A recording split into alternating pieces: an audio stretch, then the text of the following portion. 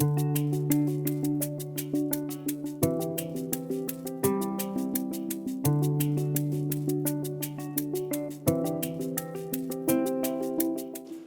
there, did you miss us?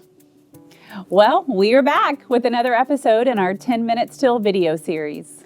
Greetings from Region 10. I'm Evan Heckman, and with me today as always is Dr. April Estrada. If you find yourself in a situation you wish you remembered more about, then this is the video for you. Today, we want to equip you with the information necessary to successfully navigate going from a student's IEP to successful outcomes. Okay, so a student has a disability. What does it mean? Now what? Well, after qualifying for special education services, 1, qualified for the disability, and 2, has a need for specially designed instruction, the student needs an IEP. An IEP is an individualized education plan for a student with disabilities. That word, individualized, is important because each student is different, and the plan to help them be successful should be tailored to them, not a cookie cutter or one size fits all.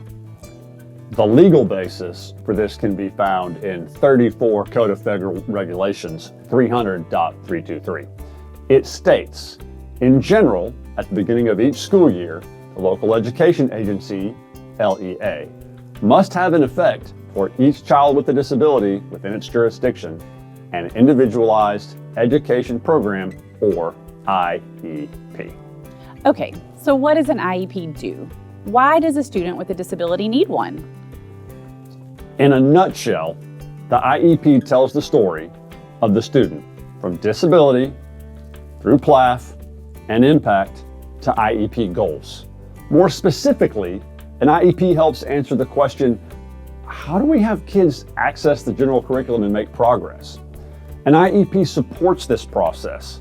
Federal law IDEA 2004 tells us that an IEP must contain a statement of the child's present level of academic and functional performance, PLAF, including how the child's disability affects the child's involvement and progress in the general education curriculum.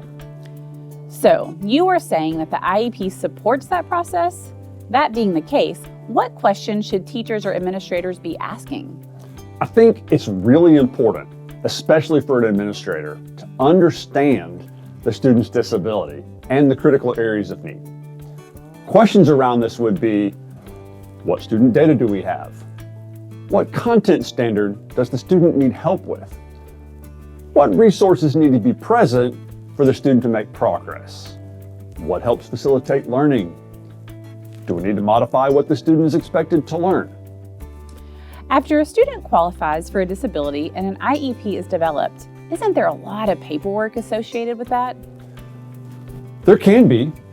A good idea is to have a conversation with the evaluator, a diagnostician or school psychologist or speech-language pathologist.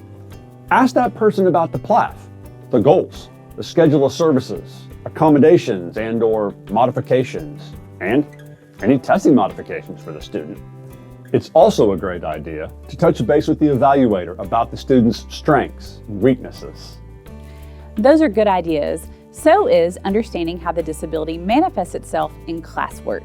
It can help you to know what resources might help you understand what the student is experiencing and how they may work through things. The last part of the journey from disability to the student's outcomes are the goals. The goals help determine how the student's progress will be measured. Here's one example of a student's goal. By the end of the IEP period, when given explicit instruction on the topic and a graphic organizer, Jackson will complete writing assignments and achieve a score of at least 3 on a 4-point rubric for organization in 4 out of 5 assignments, as measured by teacher observations and completed work samples. Please note that the progress on a measurable annual goal is not the same thing as a grade on a classroom assignment. Measurable annual goals are developed from the information in the PLAF. A separate goal needs to be written for each subject area where the PLAF shows a critical need. Once you have the goals, it is time to monitor progress. Collecting data helps to know if the student is making progress toward their goals. If so, that's great. If not, it may be time to check in with the ARD committee and consider making some adjustments. In revisiting and summarizing what we've discussed today, the IEP is a legally required element for a student who has qualified with a disability and has a need for specially designed instruction. It tells the story from disability to student outcomes. A great resource in helping you know how to develop a quality student IEP is the State of Texas Standards-Based IEP training. You can find information about it by looking at the TEA website or by contacting us at Region 10 or your local Education Service Center and asking about the training. That's all for today. Thanks for watching. We hope this was helpful and hope you will contact us if you need additional information or support. For information on this topic, please reference the resources links on our website. Thanks again, and as always, we recommend consulting your local special education director.